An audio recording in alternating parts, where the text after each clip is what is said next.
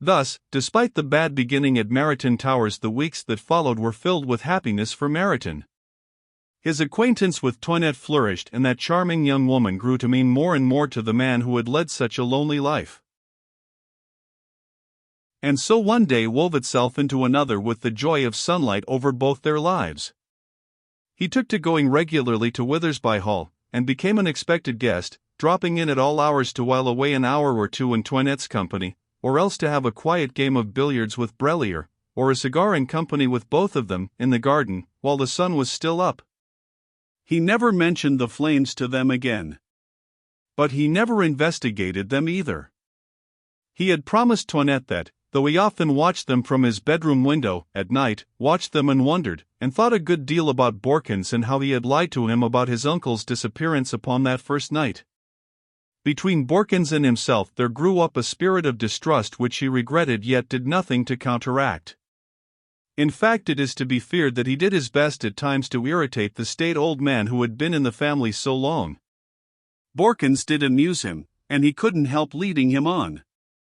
Borkins, noting this attitude, drew himself into himself and his face became mask-like in its impassivity.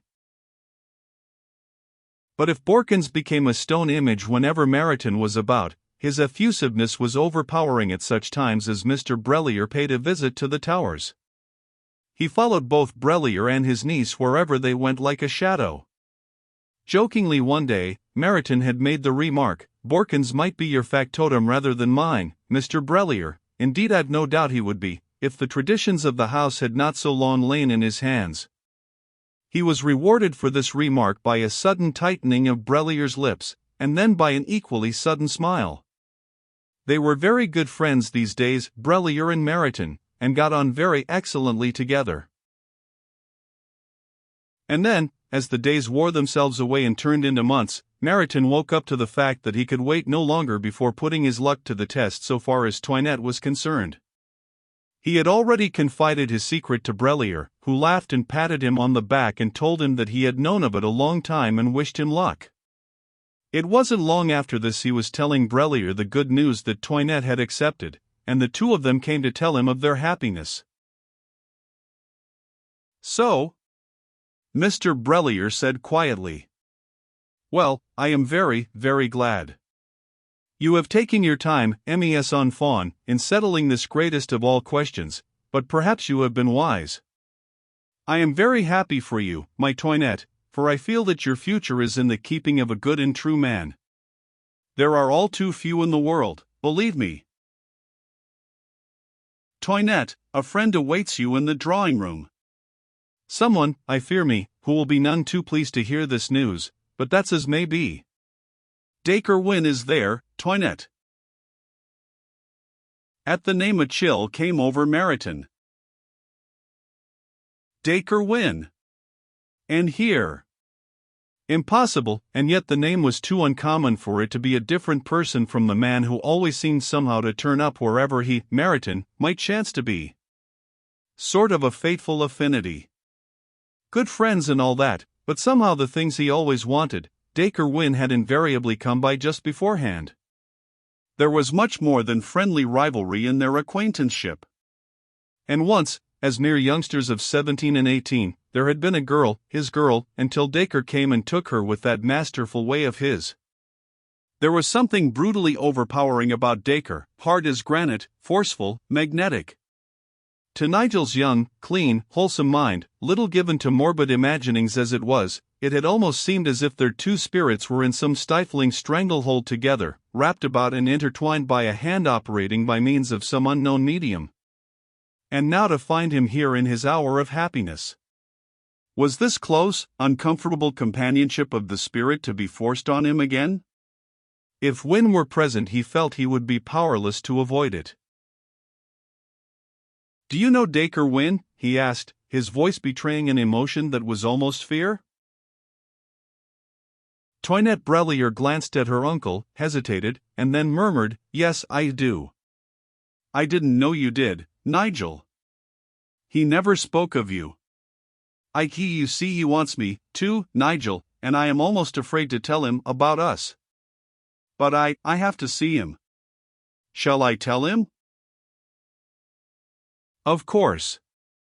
Poor chap, I am sorry for him. Yes, I know him, Toinette. But I cannot say we are friends. You see, well, it doesn't matter. But how much Dacre Wynne was to matter to him, and to Toinette, and to the public, and to far-away Scotland Yard, and to the man of mystery, Hamilton Cleek, not they nor anyone else could possibly tell.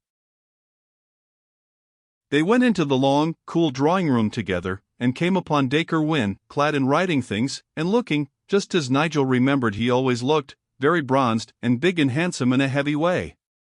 His back was toward them and his eyes were upon a photo of Toinette that stood on a carved secretaire. He wheeled at the sound of their footsteps and came forward, his face lighting with pleasure, his hand outstretched. Then he saw Mariton behind Toinette's tiny figure, and for a moment some of the pleasure went out of his eyes. "Hello," he said. "However did you get to this part of the world? You always turn up like a bad penny. What a time you've been, Toinette." Mariton greeted him pleasantly, and Toinette's radiant eyes smiled up into his bronzed face. "Have I?" she said, with a little embarrassed laugh. "Well, I have been out riding with Nigel." "Oh, Nigel lives round here, does he?" said Wynne, with a sarcastic laugh. "Like it, old man?" "Oh, I like it well enough," retorted Mariton. "At any rate I'll be obliged to get used to it. I've said goodbye to India for keeps, Wynne. I'm settled here for good." Wynne swung upon his heel at the tone of Mariton's voice, and his eyes narrowed. He stood almost a head taller than Nigel, who was by no means short and was big and broad and heavy-chested. Mariton always felt at a disadvantage. "So? You are going to settle down to it altogether, then," said Wynne, with an odd note in his deep, booming voice. Toinette sent a quick, rather scared look into her lover's face. He smiled back as though to reassure her. "Yes," he said, a trifle defiantly. "You see, Wynne, I've come into a place near here. I'm hoping to get married soon. Toinette and I, you know. She's done me the honor to promise to be my wife. Congratulate me, won't you?" It was like a blow full in the face to the other man. For a moment all the color drained out of his bronzed cheeks and he went as white as death. I certainly congratulate you, with all my heart," he said, speaking in a strange, husky voice.